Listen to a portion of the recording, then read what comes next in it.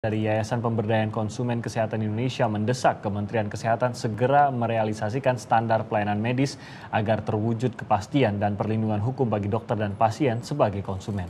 Dan saudara, berikut ini kami hadirkan cuplikan perbincangan dalam Kompas Malam pada tanggal 26 November 2013 semalam. Pertama, mempercepat PK itu agar kemudian, karena kami yakin bahwa dokter itu tidak bersalah dan segera dibebaskan.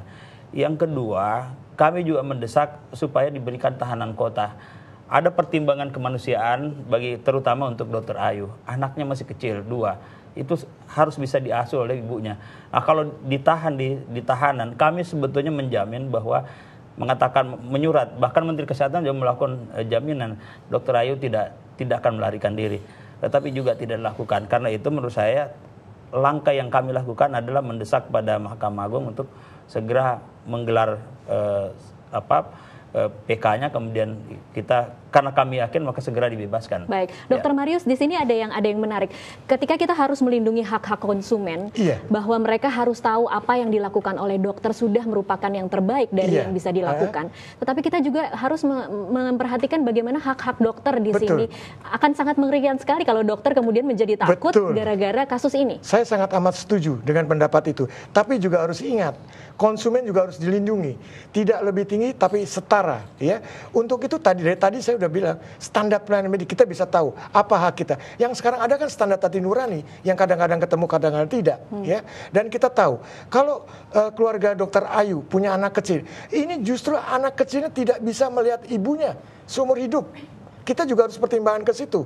Ya, kalau cuma anak, ya itu resiko pekerjaan. Nah, kenapa bisa terjadi itu? Ya karena Kementerian Kesehatan tidak membuat standar pelayanan medik. Jadi kalau sama-sama kasihan, dua-duanya lebih kasihan.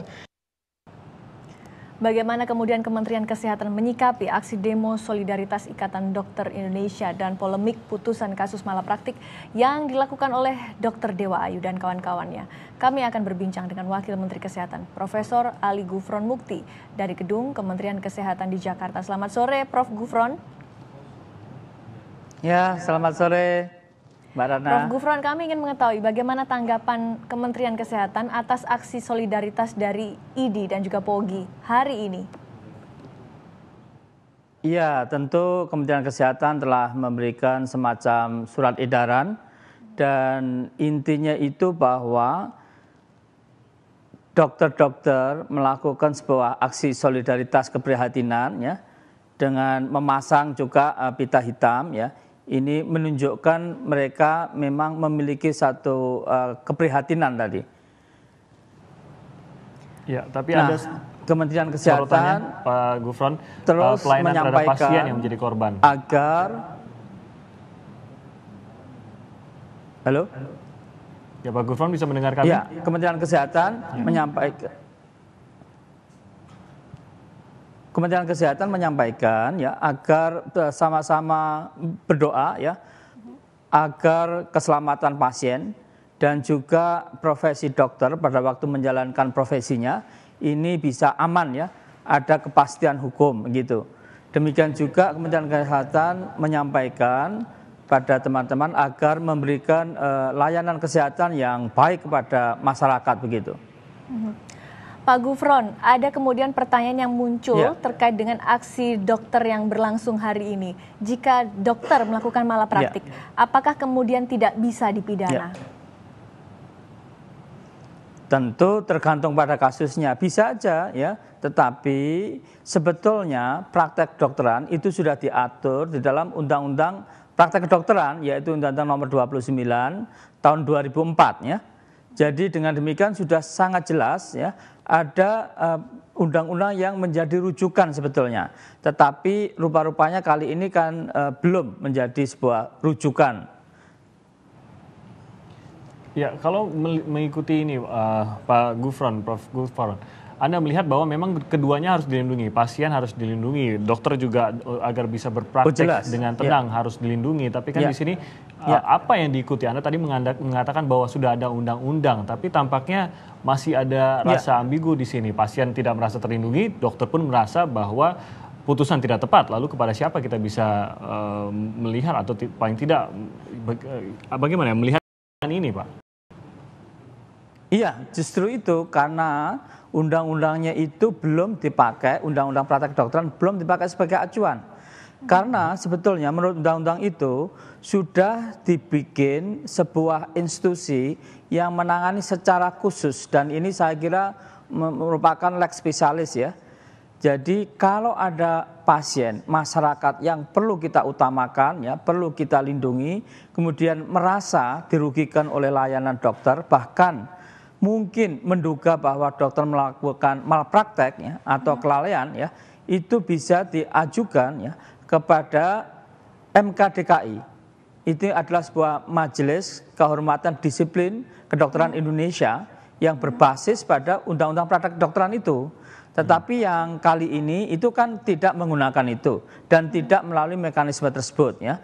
Nah, oleh karena itu memang sosialisasi kepada masyarakat ya, agar masyarakat secara luas ya itu bisa memahami betul mekanisme yang lebih tepat dan menguntungkan semua pihak, tidak hanya masyarakat itu sendiri ya, tetapi juga dokter yang menjalankan profesi yang terhormat tersebut. Bapak, akibat dari aksi solidaritas yang terjadi hari ini, beberapa rumah sakit memang akhirnya harus tidak mau diakui terganggu operasional medisnya, seperti di Rumah Sakit Bandung, Jawa Barat yang hanya membuka pelayanan UGD. Terlepas dari alasan ini solidaritas, tapi ada juga yang mengatakan bahwa profesi dokter adalah profesi pengabdian, dan apakah karena solidaritas akhirnya harus dalam tanda kutip menelantarkan orang-orang yang sakit hari ini? Ada ibu-ibu yang mengandung sudah ke rumah sakit, akhirnya harus kembali lagi ke rumah karena tidak ada dokter. Apakah ini tidak melanggar sumpah jabatan dokter? Ya tentu kalau dokter dengan sengaja kemudian melantarkan pasien, apalagi dalam keadaan emergensi, itu tentu tidak tepat ya. Tetapi bahwa kita harus memaklumi ya, apa yang dilakukan aksi solidaritas keprihatinan ya, ini mereka biar tidak terjadi pengulangan kembali ke depan ya, sehingga dokter itu yang tidak memiliki sebuah jaminan ya, apapun yang dilakukan bahkan sesuai dengan standar pelayanan medis yang terkini pun, dokter itu tidak bisa menjamin bahwa pasien pasti tidak meninggal atau pasti pasien itu dalam keadaan emergensi yang sangat gawat pasti bisa ditolong. Itu tidak ada kepastian itu. Makanya yang ada adalah mengupayakan ya, berusaha keras ya. Tapi kalau berusaha keras kemudian tidak berhasil lalu ditahan ya, karena ini dianggap kesalahan, ini kan menjadi bahaya. Sehingga dokter akan berisiko dan akan tidak mau melakukan. Jadi kita harus memahami kedua belah pihak ya. Baik masyarakat yang harus kita lindungi ya, tapi di sisi lain ya dokter juga yang menjalankan profesinya yang berupaya dengan kuat untuk memberikan layanan terbaik juga harus kita pahami begitu. Oke. Pak Gufron, dari perbincangan kami di Kompas Malam dengan Dr. Marius Wijayarta dan Ketua ID Dr. Zainal Abidin disebutkan bahwa Dr. Dewa Ayu pada berstatus dokter spesialis obstetri dan ginekolog. Pada kejadian juga dipertanyakan keberadaan dokter spesialis anestesi dan dokter konsuler 3 mahasiswa tersebut. Betulkah itu? Kami ingin mengklarifikasi kepada Anda. Iya, saya tidak tahu persis kejadian di lapangan, tetapi yang saya tahu adalah karena saya mantan dekan Fakultas Kedokteran dan Ketua Asosiasi Institut Pendidikan Kedokteran Indonesia, pendidikan kedokteran terutama spesialis ya itu ada jenjang-jenjangnya ya. Ada yang tidak boleh dan dia masih harus mengikuti seluruh prosedur, tidak boleh menjalankan sendiri ya. Tapi ada residen ya yang cukup senior ya, dan memang residen mandiri, artinya dia boleh melakukan operasi mandiri ya. Tentu harus melakukan izin ya, harus meminta izin ya. Tapi boleh melakukan operasi begitu. Artinya sejauh ini Anda melihat tidak ada yang salah dengan penanganan yang dilakukan oleh 3 dokter tersebut? Yang jelas, sekali lagi saya tidak tahu yang terjadi di lapangan ya, tetapi secara normal ya, normatif, apa prosedur yang terjadi selama ini ya, itu ada dokter-dokter senior yang kita kirim ya, karena pendidikan dokter itu bukan pendidikan kemudian tiba-tiba terus lihat mereka operasi begitu, enggak. Ada tahapan-tahapannya bahwa mereka pada 1 tahun pertama, tahun kedua sudah mendapat berapa kasus ya, kemudian terus berkembang sampai dianggap memiliki satu kompetensi dan kemandirian ya untuk melakukan pengobatan begitu, meskipun masih di dalam supervisi gitu. Kalau menurut Tapi Anda mereka kan dokter, mereka bukan dokter ya. Dokter ya, itu presiden itu sudah dokter, dia sudah sekolah kedokteran dan sudah selesai begitu. Kalau mengenai standar pelayanan sendiri, Pak, salah satu yang diangkat oleh Dr. Marius sendiri bahwa standar ini tidak ada, mungkin apalagi untuk skala nasional. Jadi pada saat berbicara dia sudah diberikan standar pelayanan yang tepat, standar yang mana yang sebenarnya yang dipakai, dan apakah memang kalau dikatakan begitu pasien benar-benar tahu standar tersebut? Boleh, saya kira, tetapi saya tidak yakin kalau banyak orang paham ya mengenai standar pelayanan medis yang memang itu pegangan dokter ya. Tetapi yang jelas ya bisa ditanyakan ke rumah sakit Kandau atau rumah sakit pendidikan yang lain ya, bahwa jangankan rumah sakit, puskesmas ya itu ada standar pelayanan medis. Saya masih mahasiswa saja saya sudah baca standar pelayanan medis di puskesmas ya. Kalau ada pasien katakanlah diduga ada kelainan pernapasan, apakah itu ringan, sedang, berat ya, pneumonia ya, segala macam itu sudah ada. Jadi bahkan ya sekarang ini sebagai seorang dokter ya di layanan primer ya, itu Kementerian Kesehatan sudah punya standar kompetensinya dokter ya, standar layanan medisnya dokter sudah ada. Ya. Standar pelayanan medis tapi di memang, Indonesia, ya, bahwa, apakah itu semua pasien sudah paham, Pak? Apakah pertanyaannya semua pasien harus paham tentang standar pelayanan medis? Direktur rumah sakit, jangan direktur pegawai administrasi saja juga bisa tidak paham membaca itu. Karena itu dokter itu memang itu kan teknis medis sekali ya. Jadi saya balik bertanya kepada Anda, apakah pasien harus belajar dulu, mungkin ujian dulu pasien ya, untuk bisa mengerti standar pelayanan medis ya. Itu kan acuan yang digunakan oleh dokter bukan pasien gitu. Baik, Pak. Tadi Anda juga mengatakan bahwa hasil dari pengobatan terhadap pasien itu memang pada akhirnya bergantung pada yang di atas istilahnya begitu. Banyak faktor. Tidak mungkin ada dokter yang bisa menjamin bahwa pasien ini akan sembuh, pasien ini tidak akan meninggal. Kalau begitu apakah memang apapun yang dilakukan dokter memang tidak mungkin bisa dipertanggungjawabkan secara hukum gitu? Oh tidak begitu ya, semuanya itu sudah diatur di dalam praktek undang-undang praktek kedokteran yang melindungi pasien, melindungi masyarakat, itu yang utama ya. Jangan disalahartikan ya bahwa dokter ya tidak bisa kemudian dihukum atau disalahkan, oh tidak ya. Karena ini mekanisme sudah ada, yaitu Majelis Kehormatan Disiplin Kedokteran Indonesia, yang masyarakat mengkomplain ke situ, nanti mereka akan terjun mengevaluasi ya. Karena di dalam kedokteran ya itu ada yang disebut dengan asimetri informasi. Informasi antara pemberi layanan kesehatan dalam ini dokter ya, rumah sakit dengan masyarakat itu memang jauh gapnya ya. Oleh karena itu memerlukan pihak yang kompeten, memahami, mengetahui, mampu melakukan penilaian apakah seorang dokter ini melanggar tidak.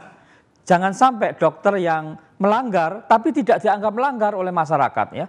Atau sebaliknya, dokter yang sama sekali tidak melanggar, dia berusaha keras, dia ingin melakukan sebaik mungkin layanan untuk pasien, menyelamatkan nyawa, tetapi tidak tertolong, dan dia dianggap melanggar, katakanlah malpraktek, dia dianggap melakukan malpraktek. Tidak seperti jika itu menggunakan ya. Majelis Disiplin begitu. Kedokteran Indonesia yang Anda sebutkan Kehormatan, tadi. Ya. Majelis Kehormatan? Ya, Majelis Kehormatan Disiplin Kedokteran Indonesia. Disiplin Kedokteran Indonesia. Apakah kemudian pada saat itu bisa dipertanggungjawabkan Pak keobjektifannya? Karena yang ada di situ adalah dokter-dokter, yang di sidang adalah dokter. Apakah nanti tidak ada kekhawatiran ada solidaritas sesama profesi? Bukan, sekarang saya pertanyaannya, kalau dokter diadili katakanlah tukang bakso gimana? Apakah itu lebih adil? Pertanyaan terkait dengan adanya solidaritas sesama jawatan kan juga wajar Pak. kemudian masyarakat bertanya begini, seperti itu? Iya, jadi iya wajar pertanyaan dan tentu kita sangat memahami. Justru karena itulah maka timnya ini adalah tim independen ya, otonom ya. Tidak dia harus objektif ya. Kalau dan pilihannya pun juga rekrutmennya ya itu tidak sembarangan orang duduk di situ ya. Dan di situ tidak hanya katakanlah lengkap di situ ada ahli hukum ya, dokter ahli hukum, ahli hukum kesehatan ya, dokter segala macam itu ya.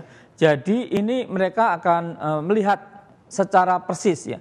Pertanyaan saya ya, kalau penilaian apakah seseorang ini melanggar praktek kedokteran atau tidak dinilai oleh orang yang tidak kompeten ya. Yang terjadi adalah menurut saya ya mungkin contoh kasus pada pagi ini atau kasus Ayu ini atau mungkin kasus-kasus yang lain. Yang kami khawatir ya justru juga sebaliknya seorang dokter yang melanggar dianggap tidak melanggar karena ketidaktahuan di dalam penilaian. Atau sebaliknya tadi dokter yang sudah berupaya keras ya kemudian berusaha karena kasusnya memang di luar dugaan ya. Ini kan kasus emboli ya yang tidak bisa diprediksi ya. Kemudian meninggal dianggap dia malpraktek ya. Jadi ini yang harus tepat lah ya. Dan saya yakin ya kalau masalah ini sejak awal itu melalui satu mekanisme yang benar ya, tidak akan menimbulkan satu gejolak yang kita lihat ya pada pagi hari ini. Pak Gufron, mungkin singkat saja sebelum kita mengakhiri wawancara pada sore hari ini. Kalau tadi aksi solidaritas dokter menunjukkan betapa mereka tidak puas atas perlindungan hukum terhadap dokter, Anda sendiri secara general apakah merasa pasien sudah terlindungi secara hukum di Indonesia ini terhadap aksi-aksi malpraktik? Saya kira ya beberapa dokter melanggar aturan ya. Beberapa dokter mungkin terpengaruh oleh konsumerisme ya, sehingga dia tidak bisa menegakkan janji-janji ya ataupun sumpah dokter ya. Nah, itu harus ditindak secara tegas ya. Kita harus mengutamakan pasien, kita harus mengutamakan masyarakat ya, pelayanan yang terbaik untuk pasien dan itu dokter disumpah untuk itu ya.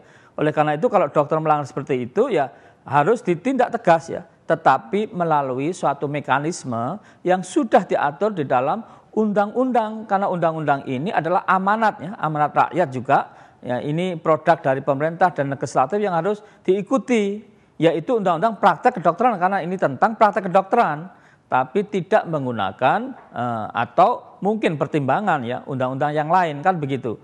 Jangan sampai semuanya dipakai kecuali undang-undang praktek kedokteran padahal ini mengurusi tentang praktek kedokteran kan menjadi tidak pas ya. Jadi ini saya kira kalau sejak awal seperti itu tidak akan terjadi suatu hal yang seperti ini. Ya? Baik, terima kasih Prof. Gufron atas waktu yang bergabung bersama kami di Kompas Petang pada sore hari ini. Terima kasih. Baik, kita akan segera kembali saudara dengan informasi lainnya di Kompas Petang, terutamanya dari laporan langsung dari persidangan Lutfi Hasan Ishak di Pengadilan Tindak Pidana Korupsi Jakarta. Saat lagi.